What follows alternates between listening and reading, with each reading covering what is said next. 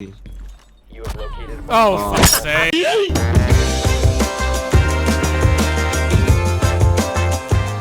What's up, dudes? Welcome to another Operator How-To.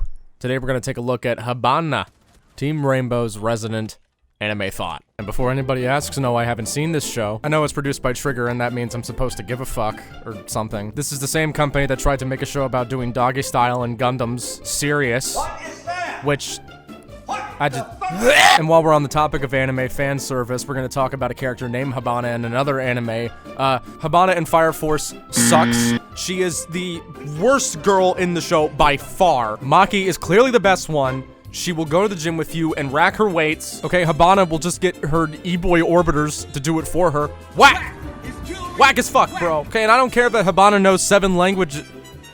Wait. Oh, wrong anime, my bad. Actually, her bio is the least anime of most of the characters. Hibana is a primary hard breach that's universally considered to be one of, if not the best solo queue operators in the game, thanks to her 3-speed rating, her decent primary rifle, her full auto secondary, and a gadget that is useful in just about 99.9% of rounds you will queue in. Even if you already have a thermite picked on your team, more hard breach isn't necessarily going to hurt you. Hibana is a great operator for the IGL in your stack, and experienced players won't hesitate to tell you that she is an S-tier pickup. Hibana's gadget fires fidget spinners that attach to a breachable surface. After they're planted, Hibana hits a button to detonate these charges, and after a period of time that's a touch longer than Thermite's kaboomers, they explode, making a hole that's wide enough for any operator to walk through, but not necessarily tall enough. This is where we channeled those lessons you had from Sesame Street about numbers. 3! You get 3 sets of fidget spinners. Every time Hibana uses the fidget launcher, she sends out 6 of them in 2 rows. Most of the time, you'll use 2 sets of them to make 1 entry. But you can also do this with just 1 set. The way you do this is with the red aiming box that pops up when you switch to the fidget launcher. If you make it flush with the bottom of the wall, then line up the bottom of the box with your aiming point from hence, you can make a hole that allows you to Nope. The fuck? You can make this a bit easy on yourself by shooting the middle aiming point and using that as a guide to line it up like so. Now, I should be able to... What the fuck? Okay, so this method is probably for experienced Hibana players only, and it's cool and all, but I can't think of that many points in low elo where you'll even need to do it. It's a good trick to know in case you seek to elevate your play moving forward, though. When you're lining up the 2 fidget launchers on top of each other, it's important that you don't end up going too far to the left or too far to the right. Use the red box jutting onto the wall to indicate whether these spinners are getting lined up straight. If you don't do this when you detonate the charges, it'll leave you a giant murder hole with no way of getting in, since it's not going to be wide enough in the middle for you. After you've made the entry point, you will have 1 remaining set of charges. Now, at this point, the goal should be to make a murder hole for your Blackbeard if you have one that allows him to cover the diffuser plant. You can do the trick I showed you earlier to allow another entryway into the site, or you can just put it at prone or standing height, whatever you want to do. Obviously, your biggest counters are Mute, Bandit, and Cade.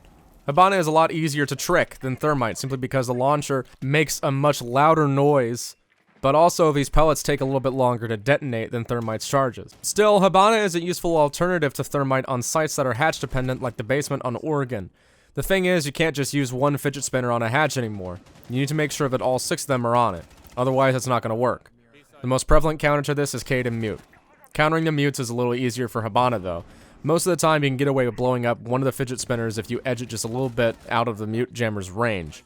That should let you make a hole that will allow you to shoot the jammer. Another thing Hibana is often brought for in competitive play is to deal with Mira's Windows XP, because unlike Thermite, who has to walk up to the thing to blow it up, Hibana can do so from range.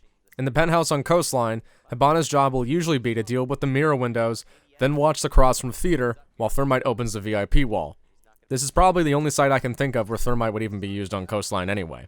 That's kind of the long and short about Hibana's gadget. I could end the video there, but we'd be ignoring your guns, so let's talk about those too. Hibana's primary AR, the Type 89, has not seemed to improve too much on the other 88 types that have come before it. It's not a terrible gun, but it's not Twitch's FAMAS, and it also has this really weird habit of sliding to the right whenever it feels like it. Here, you have a gun with the rate of fire of an AK-12, with a less predictable recoil pattern, and less damage. It also only has a 20-round magazine.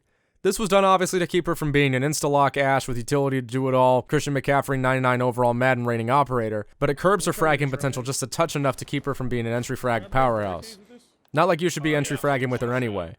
You also get the Supernova, just no. The no in Supernova stands for no. The only Uzi we have in the game belongs to the Japanese operators. It's the Bearing 9. It's only my third day out here. I don't know. Basically a Japanese mini Uzi. We got a visual recoil change a couple patches ago that have made all of the machine pistols across the board easier to use. It still kicks a lot, but it's a hell of a lot easier to use than the SMG-12, which Warden is still stuck with. I hate it so much. Hashtag Warden P90.